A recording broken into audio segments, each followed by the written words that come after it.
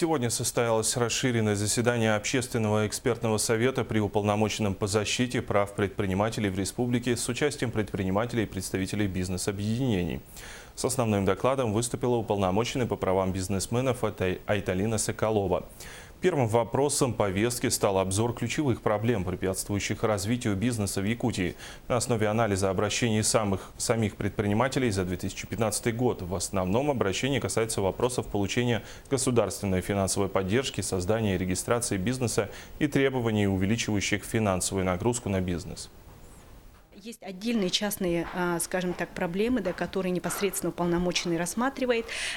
Те заявления, которые обращения поступают от индивидуальных предпринимателей и в целом от общественных организаций. И потом уже в дальнейшем, конечно, вырабатывается некий анализ, делается, да, вот самой проблемы. И все специалисты в этой области привлекаются, ну, и с юридической точки зрения, да, и эксперты, да, пробона. И, соответственно, в дальнейшем вырабатывается консолидированное общее мнение и находится решение.